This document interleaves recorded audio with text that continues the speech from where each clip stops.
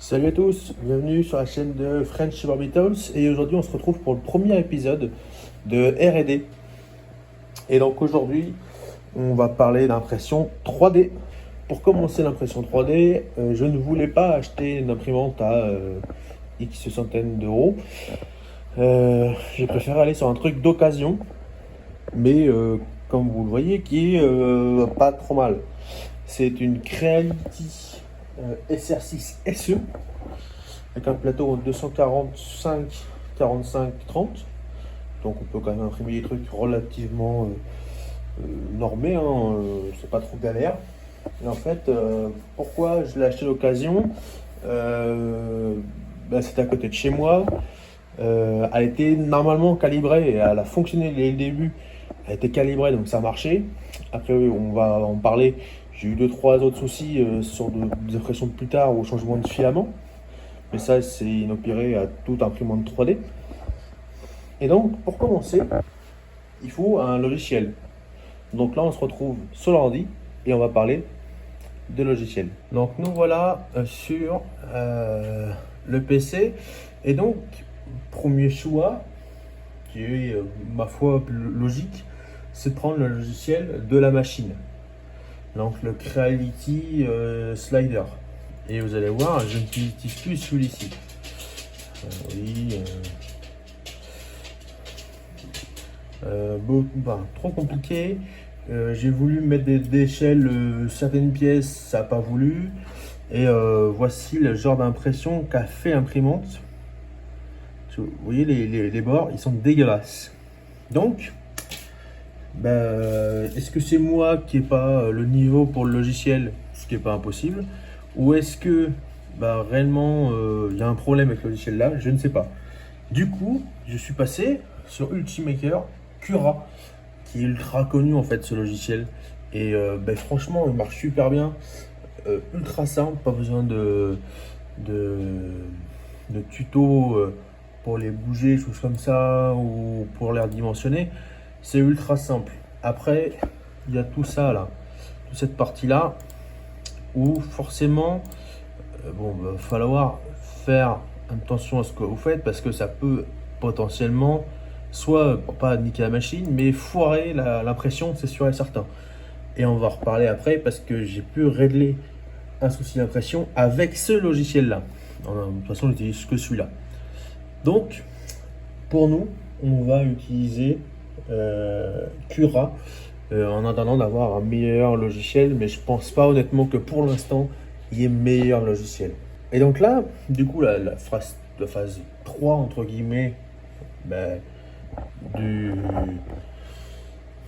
cette R&D là, c'est tout simplement imprimer, se faire la main avec l'imprimante et surtout voir s'il y a des problèmes, essayer de les résoudre. Et vous allez voir, il y en a eu. Alors, donc nous voici sur le bureau avec à peu près toutes les impressions que j'ai pu faire. Donc j'ai passé première celle-là, donc avec le logiciel Ultimaker. Pas Ultimaker, Creality Slicer. On voit bien que là, ça a foiré. Que là, en fait, il y avait des supports, mais les supports, c'était de la merde. Donc du coup, cette pièce-là, à jeter, tu vois. Et du coup, juste après avoir découvert voici découvert Cura, j'ai fait cette impression-là. Donc c'est une fusée en une seule partie, disponible sur Thingiverse. Je vous mettrai les liens dans la description. Donc, première pièce, parfait. Après, j'ai fait la fusée de SIG. Pareil, je vous mettrai le lien dans la description. Ça, c'est une fusée qui est prête à l'envoi. Donc, il y a le compartiment pour mettre le parachute, le nez, là pour le moteur, et là, du coup, le support du moteur. Les supports d'impression. Ça, on peut le jeter, hein, bien évidemment. Mais du coup, cette fusée-là, vous verrez, je vous mets le lien dans la description, elle est prête à voler. Vous mettez un moteur, un parachute, et vous pouvez la faire voler. Ensuite, j'ai fait cette impression-là, un petit logo SpaceX, pas trop mal réussi. Hop, attendez, je fais la mise au point. Voilà. Pas trop mal réussi. Pas trop dégueu. C'est correct. Ensuite, j'ai fait cette toute petite pièce là. Et parce que plus c'est petit, plus c'est compliqué d'imprimer. Donc, je suis parti du principe que si ça arrive à imprimer les choses comme ça, les choses plus grandes, ça va être ultra simple. Ensuite, on a fait les lettres pour French Barbitals. Donc des lettres comme ça, elles sont tous là-bas. Vous le verrez sur le plan de fin. Une cale, alors ça c'est ultra spécifique, c'est pour faire de la mécanique automobile. C'est pour faire un réglage de levier de vitesse sur une voiture. Donc c'est ultra propre, impeccable. Et j'ai fait ce support de manomètre, donc pour avoir 3 supports dans un vide-poche. Donc vous allez me dire, pour l'instant, c'est top, t'as pas eu de problème. Alors oui, effectivement, jusqu'à là, à part cette pièce-là, je n'avais pas eu de problème. Sauf au moment où j'ai voulu imprimer cette fusée. En fait, cette fusée-là, première impression du bas, parce qu'elle est en 4 parties.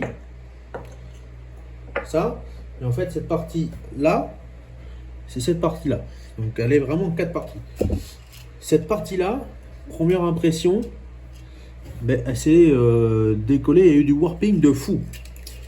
Je me suis dit, vu que c'était un vieux filament, voilà, j'ai dit, c'est le filament qui est trop vieux, et du coup ça fait chier. Donc je change le filament. Change le filament, on refait une impression, c'est pire. J'ai dit merde, c'est pas le filament le problème, du coup. Je cherche, il y avait une vis, je vous mettrai la photo là à l'image, qui s'était dévissée. Je dis c'est pas grave, c'est juste ça, je revisse, ça marche. Je refais une impression, et bien celle-là elle fourrait, on voit là où j'ai nettoyé pour en faire une bague, tu vois. Fait de la récup. Donc encore fourré. Du coup je décide de refaire une calibration. Alors là-dessus c'est une semi-calibration automatique. Je vais vous le montrer. Là vous faites calibrate, hop, auto, et en fait vous avez juste à faire l'exercice avec la feuille et la buse pour qu'au milieu la buse ait un point de référence, et après vous faites auto run bed leveling. Du coup je refais une impression pareil, vous voyez, hop, attendez, hop, ici, là, décalage, warping, j'ai dit merde, et vous voyez, j'en ai eu quelques-unes d'impressions foirées. Je suis passé d'un 0% de déchets, entre guillemets, à en avoir presque 8, quoi. Ouais, 8 déchets. Du coup, parce que là, je vous passe les changements de... je me suis dit, merde, c'est mal slicé. Je change les paramètres, le slicer, je recommence, je reprends le fichier de base, je recommence le slicer. Et en fait, c'était toujours pas ça, c'était tout simplement, alors avec ce filament là, le jaillot noir, il y a des problèmes apparemment d'accroche à l'impression. Et donc du coup, ça accroche mal. Et donc, la solution plus simple a été, parce que là-dessus il y a le plateau chauffant, et en fait j'ai vu que si on était trop haut, ça pouvait se décoller, le plateau chauffant. Et le plateau chauffant est à 60 degrés. Donc là, on l'a repassé à 50 degrés. Et voilà, on a refait des pièces tout à fait acceptables. Tout qu'en plus, celles-là, elles sont vraiment en cône. Elles ne sont pas aussi lisses, entre guillemets, que celles de SIG. Et voilà ce que ça donne assemblé. Donc, au jour d'aujourd'hui, cet arc-là, acquis, entre guillemets. On a eu 2-3 galères, on a su les résoudre, et on a su les résoudre et réimprimer correctement derrière. Donc pour moi, pour l'instant, je pense qu'on est bon sur le PLA.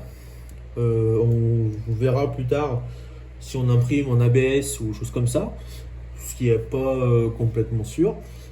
Mais pour l'instant, je pense, croisons les doigts, que l'impression 3D est acquis ou en phase d'acquisition pour résoudre ces problèmes de warping, de calibrage, choses comme ça. Je pense hein, qu'on n'est pas trop mal. Si vous avez des astuces comme ça, n'hésitez pas à me le dire. J'ai vu aussi qu'on pouvait utiliser de la laque en cas de warping. On pouvait utiliser d'autres choses, d'autres systèmes. Donc, n'hésitez pas à me le dire en commentaire. Donc là, la phase 1 de la R&D est terminée. On s'est imprimé. Ok. On a l'imprimante. Ok. Maintenant, la phase 2, ça va être de la conception logicielle. Comme je faisais en bac et en BTS, mais sur d'autres logiciels, mais ça fait 10 ans moi, que j'ai pu toucher à ces logiciels-là, donc, et surtout ils sont payants, donc il est hors de question pour l'instant d'utiliser un logiciel payant. Donc là, il va falloir que je trouve un logiciel de modélisation 3D, commencer à le prendre en main et faire des exercices dessus pour, entre guillemets, commencer à faire. Et après, potentiellement, imprimer des choses, imprimer un nouveau-né, imprimer un nouveau corps avec des modifications. On peut et on va devoir faire des choses. Et c'est pour ça que, pour l'instant, le temps de sortie de vidéo va être d'une vidéo par mois, minimum. Peut-être plus, ça va dépendre vraiment des problèmes qu'on va avoir, et je ne veux absolument pas vous donner de date et dire toutes les semaines vous allez avoir une vidéo. J'ai déjà fait des chaînes YouTube, c'est compliqué à tenir, donc je fais des vidéos quand je peux, quand j'ai le temps, et surtout quand il y a des choses à montrer, par exemple ceci. Donc si ça vous a plu, si le projet vous plaît, n'hésitez pas à vous abonner, à mettre un petit like, un petit commentaire, ça fera toujours plaisir. Merci, bonne fin de journée et volez bien.